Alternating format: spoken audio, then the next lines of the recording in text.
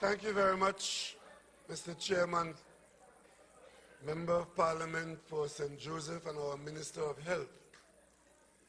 My recognition of the Minister of Finance, Member of Parliament for Diego Martin Northeast, Minister of Finance Colin Imbert, my friend and colleague from Laventille West, the one and only Fitzgerald Hines,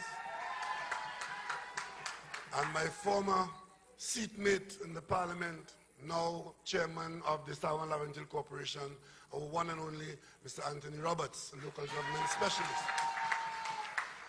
Our party officers led out in the audience here this evening by the Venerable Mrs. Joan Yule Williams.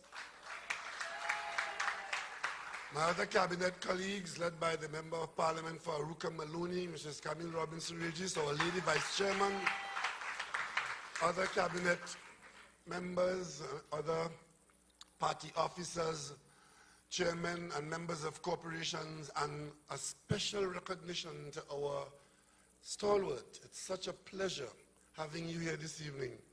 And I see a lot of young people wilting in the heat in the room, but I'm sure, look at how fresh she's looking, Mrs. Small. 92 and running. It is such a good feeling to be in a PNM meeting and have a 92-year-old in the front row, and to have, is that your granddaughter? Her granddaughter coming forward for public service in the PNM. The PNM is the only political party in Trinidad and Tobago that has this legacy, and we are so proud of your family. You always hear about diversification, diversification. It's an annoying word, because some people are still making $25 a week at the newspaper writing columns about diversification. Annoying. When you ask them, diversify into what? They can't tell you. What would you do to diversify the economy, especially if you abandon the energy sector? They can't tell you. But they're on television, they're on radio, they're in the newspaper, diversification. But let me tell you what our diversification is. You would have heard us talking about the maritime sector as an area of growth. You heard it when the demanding government identified in our program Vision 2020 that they threw in the labas. 5 years, they're in office, they produced nothing, did nothing.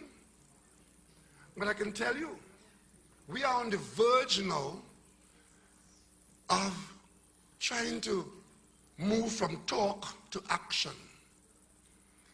I received in China a presentation of work that we have done for the last year in Brea, where what we're talking about is trying to create in Trinidad and Tobago a ship servicing business to service large ocean-going vessels.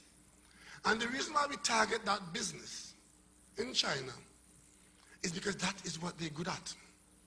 And when you look at the world map of the business where they are all over the world, the one place where there's a gap where that business doesn't exist is in this region of Central South America, the Caribbean.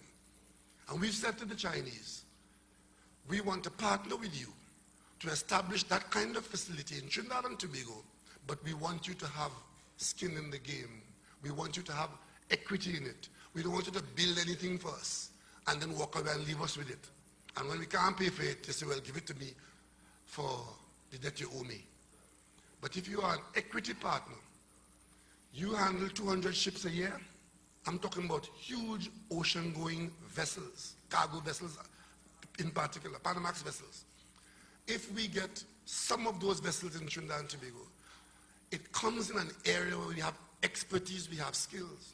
And on my trip to China, I went to one of these companies that is interested in Trinidad and Tobago in this discussion to see exactly what they do. And it is the kind of business that the people of Trinidad and Tobago, particularly those people who have grown up in and around the energy sector, it's welding, it's painting, it's handling of machines, and so on and so on.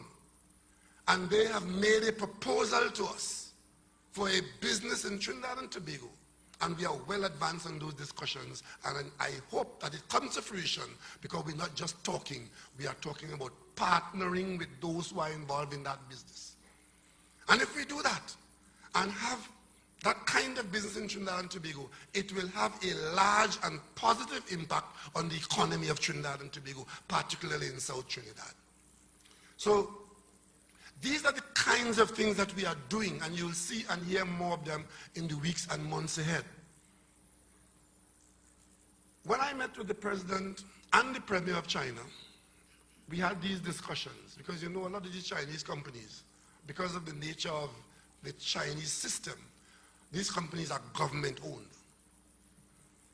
Most of them. The airline I spoke about that Cal is aiming to partner with is private sector from one part of China. But the bulk of the companies are government-owned. And in the discussion with the Premier and President of China, they understood. And more importantly, they acknowledged Trinidad and Tobago's partnership with China since China became a member of the United Nations. We are very highly regarded and very highly respected in China, and we are to leverage that for our benefit at this point in our history. That is what this government is doing.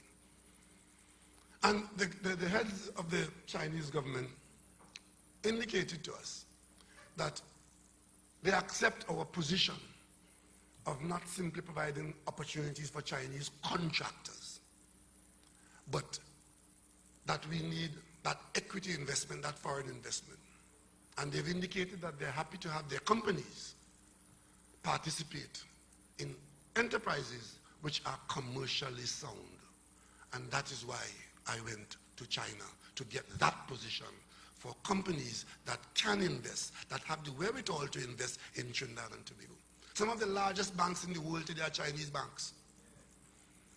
And if you're looking for foreign investment and partnership, you fish where the fish is.